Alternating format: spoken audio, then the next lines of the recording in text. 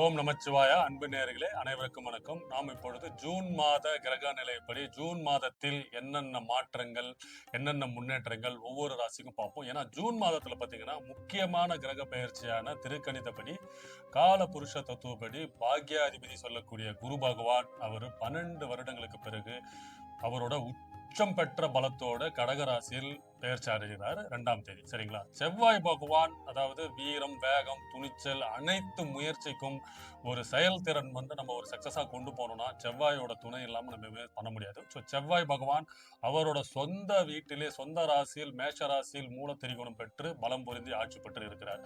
அதே மாதிரி பாத்தீங்கன்னா சூரிய பகவான் அதாவது எல்லா கிரகங்களுக்கும் தலைவன் நம்ம சொல்லக்கூடிய சூரிய பகவான் இந்த மாதம் 15ஆம் தேதி ரிஷப வீட்டில் இருக்கிறாருங்க.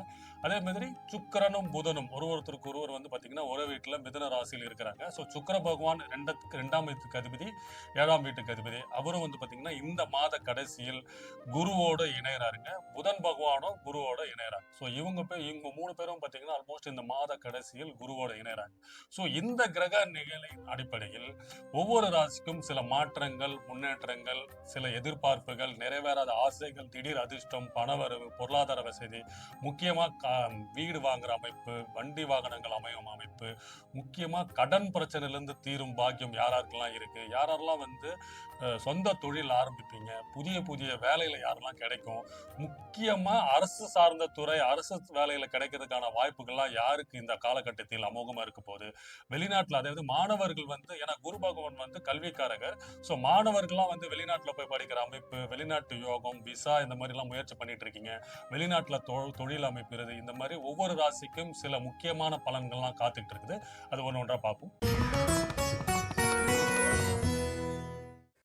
கடகராசி நேயர்களே, உங்களுக்கு இந்த ஜூன் மாதம் ஒரு வளம் பொருந்திய மாதமாக இருக்க போதுங்க. தொழில மாற்றம், முன்னேற்றம், முக்கியமா அரசியல் துறையில இருக்கிறவங்களுக்கு எல்லாம் பாத்தீங்கன்னா நல்ல ஒரு பேரு, புகழ், பதவியெல்லாம் கிடைக்கிறதுக்கான வாய்ப்பு இருக்கு. ஏன்னா 10ஆம் இடத்தில் செவ்வாய் பகவான் ஸ்ட்ராங்கா இருக்காரு. அதாவது 10ஆம் இடம்ன்றது உங்களோட தொழில் ஸ்தானம். தொழில் ஸ்தானத்துல செவ்வாயே ஆட்சி பலம் பெற்று அதிக பலத்தோட இருக்கும் போது கடகராசிக்கு பாத்தீங்கன்னா தைரியம், வீரியம், முன்னேற்றம், உங்களோட முயற்சிகள் எல்லாமே வெற்றி அடைவான வாய்ப்புகள் அதிகமாக இருக்க போதுங்க. ஏன்னா கடக ராசிக்கு 5ஆம் அதிபதி 10ஆம் இடத்தில் இருக்கும்போது பூர்வீகத்தில் இருந்து வந்த பிரச்சனை, பூர்வீக சொத்து, அப்பா வழி வர வேண்டிய சொத்துக்கள்லாம் வரதுக்கான வாய்ப்புகள் இந்த மாதம் இருக்கும். அதே மாதிரி பாத்தீங்கன்னா உங்களுக்கு ஒரு அப்பாவின் சொந்தங்கள் மூலயமாவோ உள்ள உங்களோட மூத்த சகோதரர்கள் மூலயமா உங்களுக்கு ஒரு சட்ட சிக்கல்கள், உங்க சொத்துல ஒரு பிரச்சனை எல்லாம் இருந்ததெல்லாம் இந்த காலகட்டம் உங்களுக்கு சாதகமாக அமைந்து உங்களுக்கு ஒரு நல்ல வாய்ப்புகளையும் உங்களை அது சேரும்.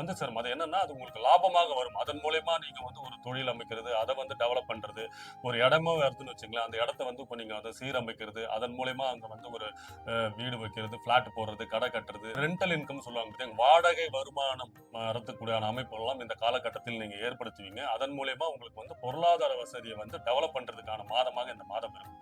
ஏன்னா குரு பகவான் உங்க ராசியிலே உச்சம் பெற்று பலம் புரிந்து இங்கதான் இருக்க போறார் 4 மாதம்.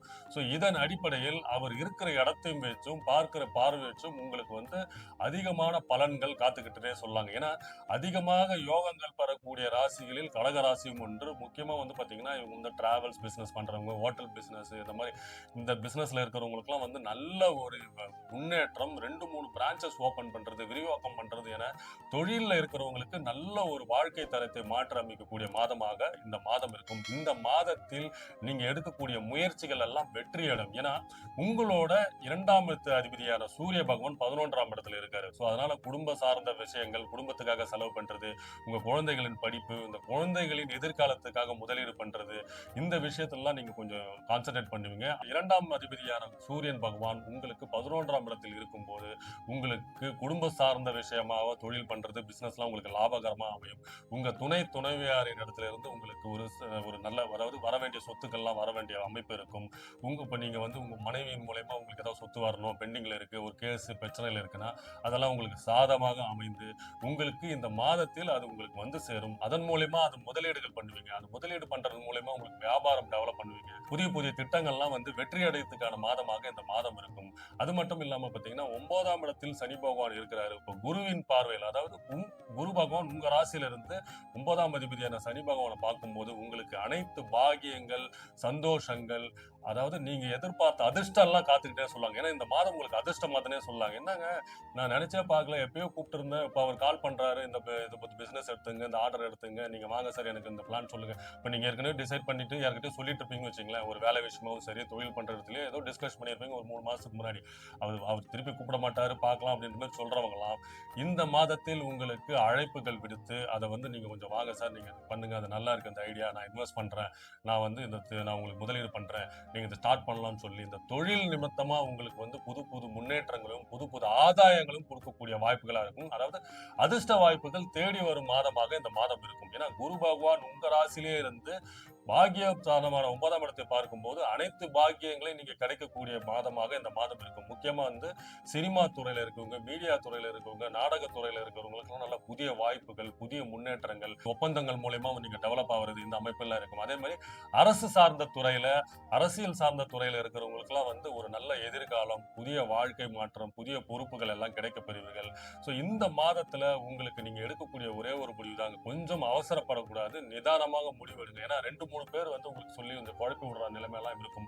ஸோ குழப்பத்திலையும் நீங்க வந்து கொஞ்சம் தெளிவான, ஏன்னா நீங்க சந்திரன் ஆதிக்கம் பண்றதுனால நீங்க வந்து திடீர்னு வந்து உணர்ச்சி வசம் பெற்று சரி அது பண்ணலாமா இது பண்ணலாமா, ஏன்னா உங்களை குழப்பி விடுறதுக்குனே உங்க நண்பர்களும் உங்க உறவினர்களும் சில தொந்தரவுகள் பண்றதுக்கான வாய்ப்புகள் இருக்கு. அதுல மட்டும் சற்று கொஞ்சம் கவனம் தேவை. அதாவது 1க்கு 2 முறை வந்து யோசித்து முடிவு செய்யுங்கள். ஏன்னா அந்த முதலீடு பண்றது உங்களுக்கு லாபகரமா இருக்கும். ஆனா 2-3 விஷயத்துல உங்களுக்கு குழப்பம் பண்ணிட்டு உங்க 2-3 விஷயத்துல உங்க உறவினர்கள் நண்பர்கள் வந்து உங்களை வந்து தவறான முதலீடு பண்றதுக்கான தூண்டுவார்கள். ஸோ அதுல மட்டும் சற்று கவனம் தேவை. அது மட்டும் இல்லாமல் நீண்ட நாளாக வந்து கடக ராசிக்காரர்களுக்கு இந்த திருமண தடைகள், திருமண யோகங்கள்லாம் வந்து இந்த மாதம் ஏற்படுத்தி கொடுத்துருவார். ஏன்னா குரு பகவான் உங்க ராசியிலே இருக்கும்போது வீடு வாங்குற அமைப்பு, முக்கியமா கார் ஏதாவது மாத்தணும், வண்டி மாத்தணும், இந்த மாதிரி இதெல்லாம் நான் ரொம்ப நாளா மாத்தணும்னு யோசனையில இருந்தவங்களாம் இந்த மாதம் நீங்க மாற்ற பெறுவீர்கள். வாகன யோகம் அமையும், வீடு வாங்குற யோகம் அமையும், இடம் வாங்குற யோகம் அமையும்.